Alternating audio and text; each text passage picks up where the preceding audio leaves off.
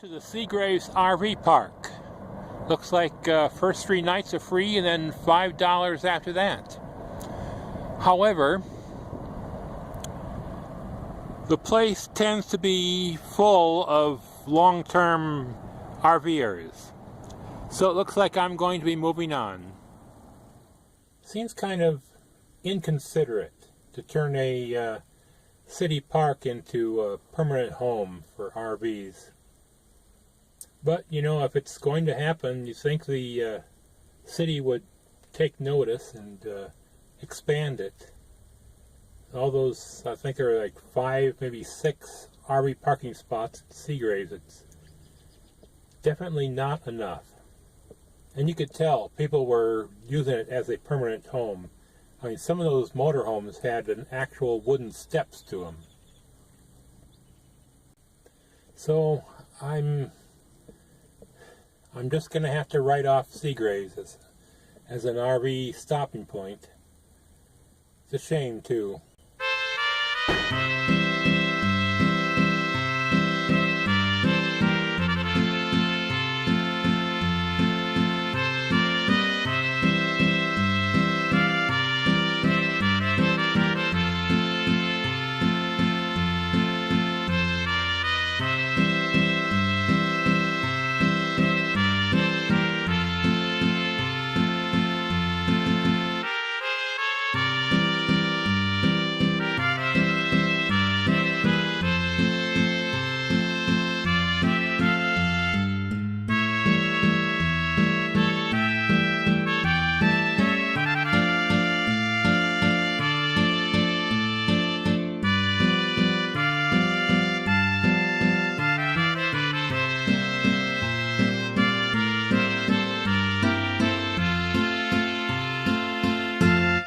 Welcome to the Seminole City Park, though you'd probably never know it was here because there doesn't appear to be any signage about it.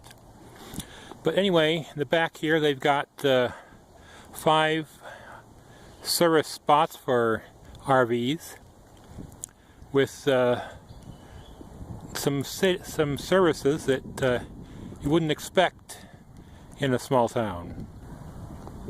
Unless there are city workers in the park, you're going to have to contact the city hall, I guess, and have them unlock the service boxes here. But they could have designed this a little bit better.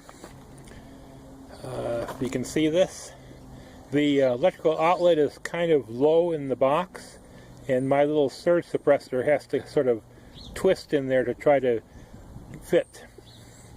Still, got 30 amp and a 20 amp available. On the other side of the electrical box is the water. They've got a water faucet in here to hook up my hose, but the angle in the room in there is kind of crowded, so I had to sort of bend my hose a little bit to try to hook it up without cross-threading it.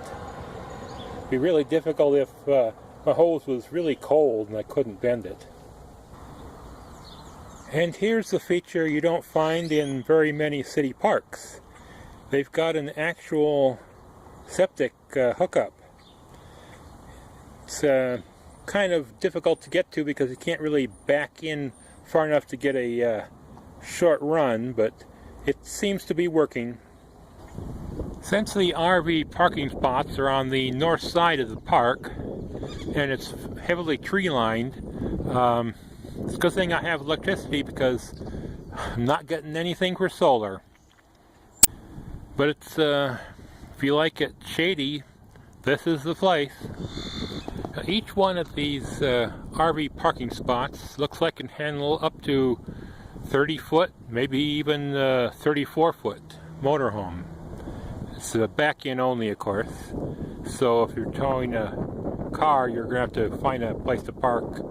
I took the end parking spot, so I can park right next door to my motorhome. It looks like there are 10 strong channels in this area. Certainly not unexpected, but of course we've got no free open Wi-Fi connections. Yeah, the Seminole City Park is rather popular with the locals. Usually around noon they start showing up for having their lunch here in the shady part. A few people stop by in the afternoon, they walk around, you know. And then at night the kids come out and they like to hang out and try to show off for each other, kids. And of course at night the north side here is very well lit. It's almost like it attracts kids like it attracts bugs. So I suppose that's why it might seem intimidating to some travelers. But mostly people just stick to themselves. They don't bother me at all. But the most annoying thing is that the city doesn't have any signs pointing to this park. And they don't really have any signs about the park, in the park. So I guess if you don't know the park exists, you wouldn't know the park exists. Now when I registered at the administration office, they told me that at one time they did have some signs, but the, well, let's just say the local kids weren't always responsible for their actions. I guess that's what happens when there's no adults around. I imagine that would change if there were more travelers stopping here, more often at least.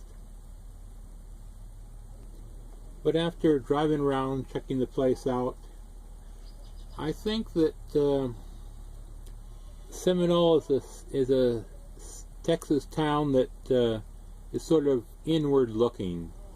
They're not really all that interested in travelers, I guess.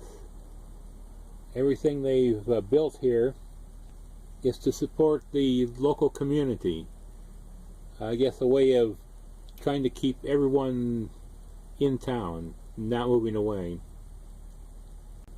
Although I'm not sure it's working. I mean, after all, next door to the park is a youth center, and it doesn't seem to be very active, since the youth are more active running around town or in this park. But despite all this stuff, and I think I'm just gonna keep this on my list, and when we come through Texas, this part at least, I'll probably stop here. I mean, it's free, 3 nights, 4 days, water, electric, and septic. You can't beat that.